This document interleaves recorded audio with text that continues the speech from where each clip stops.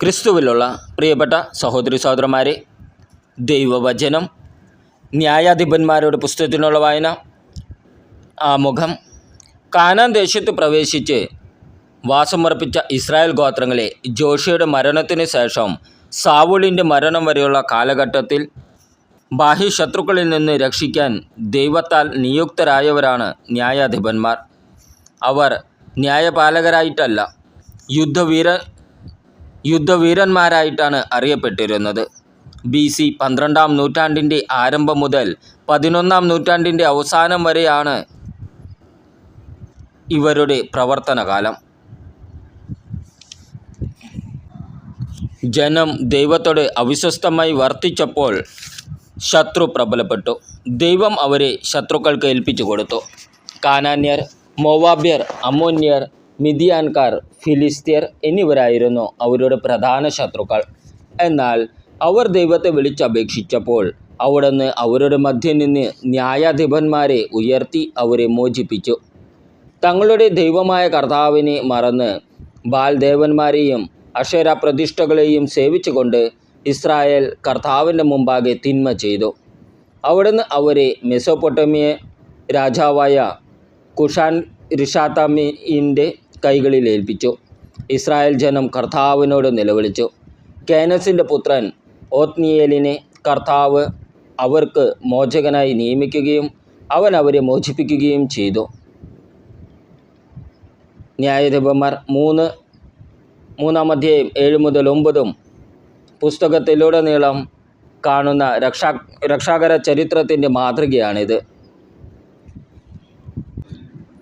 ഓത്നിയേൽ, Ehud, ഷംഗർ, ദബോര, Barak, Gideon, tola, ജായിർ, Jephthah, Ibzan, Elon, അബ്ദോൻ, സാംസൺ എന്നിങ്ങനെ ദൈവപ്രേരണയാൽ ഇസ്രായേലിൻ്റെ വിമോചകരായി വർത്തിച്ച 12 നേതാക്കന്മാരുടെ ചരിത്രമാണ് ന്യായാധിപന്മാരുടെ ഗ്രന്ഥം. ഇസ്രായേലിനെ നയിച്ച അവസരങ്ങളിൽ ദൈവശക്തിയാണ് അവരിൽ പ്രവർത്തിച്ചത്. Samson, Jephthah, Gideon, Barak, Ehud എന്നിവരുടെ ചരിത്രങ്ങൾ താരതമ്യേന നീണ്ടതാണ്. സാംസൺ, ഗിദെയോൻ തുടങ്ങി ഏതാനും ന്യായാധിപന്മാരുടെ കാലത്തു മാത്രമേ ഗോത്രങ്ങൾ സംഘടിതമായി ശത്രുവിനെ നേരിടേണ്ടി വന്നിട്ടുള്ളൂ. മറ്റുള്ളവർ പ്രധാനമായും തങ്ങളുടേത് തന്നെ ഗോത്രങ്ങളുടെ വിമോചകരായിരുന്നു. ന്യായാധിപന്മാരുടെ പുസ്തകത്തിനുള്ള വായന 1-ാം അധ്യായം 1 മുതൽ 36 വരെയുള്ള വാക്യങ്ങൾ. കാനാൻ ദേശത്തെ വിജാതിയർ. ജോഷുവയുടെ മരണത്തിന് ശേഷം കാനാൻ നിവാസികളോട് യുദ്ധം ചെയ്യാൻ തങ്ങളിൽ ആരാണ് ആദ്യം പോകേണ്ടതെന്ന് ഇസ്രായേൽ ജനം കർത്താവിൻ്റെ സന്നിധിയിൽ ആരാഞ്ഞു. കർത്താവ് പറഞ്ഞു, യൂദ ആദ്യം പോകട്ടെ. ഇതാ ഞാൻ ആ ദേശം അവന് ഏൽപ്പിച്ചു കൊടുത്തിരിക്കുന്നു. യൂദ സഹോദരനായ ശിമെയോനോട് പറഞ്ഞു, എനിക്ക് നിശ്ചയിക്കപ്പെട്ടിരിക്കുന്ന പ്രദേശത്തേക്ക് എന്നോടുകൂടി വരിക. കാനാന്യരോട് നമുക്ക് പോരാടാം. നിനക്ക് നിശ്ചയിക്കപ്പെട്ടിരിക്കുന്ന ദേശത്തേക്ക് ഞാനും നിന്നോടുകൂടി പോരാം. ശിമെയോൻ അവനോടുകൂടി പുറപ്പെട്ടു. യൂദ യുദ്ധം ചെയ്തു. ദൈവം കാനാന്യരെയും പെരിസ്യരെയും അവരുടെ കയ്യിൽ ഏൽപ്പിച്ചു. അവർ 10,000 പേരെ ബസേക്കിൽ വെച്ച് പരാജയപ്പെടുത്തി. ബസേക്കിൽ വെച്ച് അദോനി-ബസേക്കിനോട് അവർ യുദ്ധം ചെയ്തു. കാനാന്യരെയും പെരിസ്യരെയും പരാജയപ്പെടുത്തി. അദോനി-ബസേക്ക് പലായനം ചെയ്തു. അവർ പിന്തുടർന്ന് അവനെ പിടിച്ച് കൈകാലുകളുടെ പെരുവിരലുകൾ മുറിച്ചു കളഞ്ഞു. അദോനി-ബസേക്ക് പറഞ്ഞു, കൈകാലുകളുടെ പെരുവിരലുകൾ ഛേദിക്കപ്പെട്ട 70 രാജാക്കന്മാർ എൻ്റെ മേശയ്ക്ക് കീഴിലെ ഉച്ഛിഷ്ടം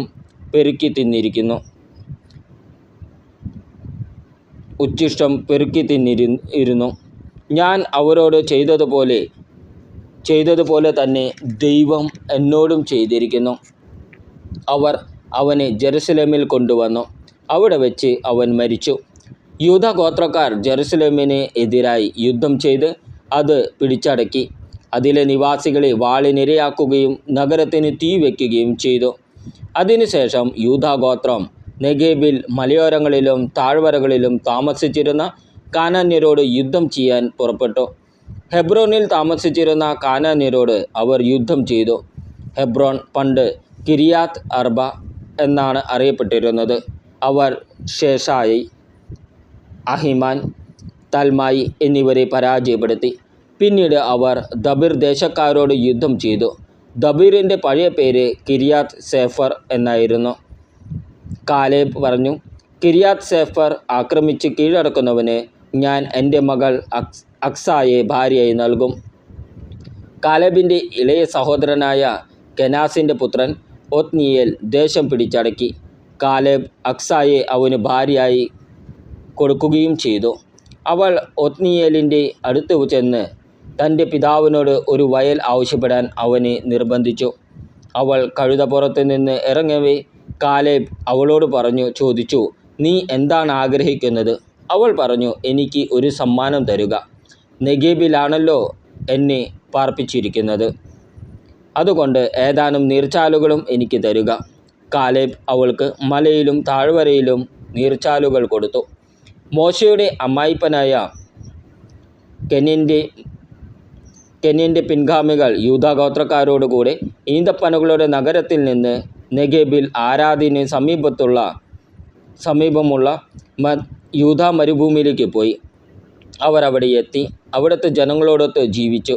അതിനുശേഷം യൂദാ സഹോദരനായ ശിമെയോനോടൊത്ത് പുറപ്പെട്ടു. സേഫാത്ത് നിവാസികളായ കാനാന്യരെ പരാജയപ്പെടുത്തി നിശേഷം നശിപ്പിച്ചു. അങ്ങനെ ആ പട്ടണത്തിന് ഹോർമ എന്ന് പേര് ലഭിച്ചു. ഗാസ, അഷ്കലോൺ, എക്രോൺ എന്നിവയും അവയുടെ പ്രാന്തപ്രദേശങ്ങളും യൂദ കൈവശപ്പെടുത്തി. കർത്താവ് യൂദായോട് കൂടി ഉണ്ടായിരുന്നു. അവർ മലമ്പ്രദേശങ്ങൾ കൈവശമാക്കി. പക്ഷേ താഴ്വര നിവാസികൾക്ക് ഇരുമ്പു രഥങ്ങൾ ഉണ്ടായിരുന്നതിനാൽ അവരെ തുരത്താൻ അവർക്ക് കഴിഞ്ഞില്ല. മോശ പറഞ്ഞിരുന്നത് പോലെ ഹെബ്രോൺ കാലേബിന് കൊടുത്തു. അവിടെ നിന്ന് അനാക്കിൻ്റെ 3 പുത്രന്മാരെ അവൻ പുറത്താക്കി. ബഞ്ചമിൻ്റെ ഗോത്രക്കാർ ജെറുസലം നിവാസികളായ ജബൂസ്യരെ പുറത്താക്കിയില്ല. അതിനാൽ ജബൂസ്യർ ബഞ്ചമിൻ ഗോത്രക്കാരോടൊപ്പം ജെറുസലേമിൽ ഇന്നും താമസിക്കുന്നു. ജോസഫിൻ്റെ ഗോത്രം ബദേലിനെതിരെ പുറപ്പെട്ടു.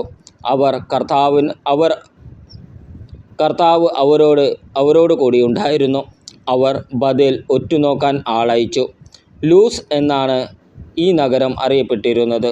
നഗരത്തിൽ നിന്ന് ഒരാൾ വെളിയിലേക്ക് വരുന്നത് ചാരന്മാർ കണ്ടു. അവർ അവനോട് പറഞ്ഞു, നഗരത്തിലേക്കുള്ള വഴി ഞങ്ങൾക്ക് കാണിച്ചു തരുക. എങ്കിൽ നിശ്ചയമായും ഞങ്ങൾ നിന്നോട് ദയാപൂർവം പ്രവർത്തിക്കും. അവൻ അവർക്ക് നഗരത്തിലേക്കുള്ള വഴി കാണിച്ചു കൊടുത്തു. അവർ നഗരത്തെ വാളിനിരയാക്കി. എന്നാൽ അവനെയും അവൻ്റെ കുടുംബത്തെയും വെറുതെ വിട്ടു.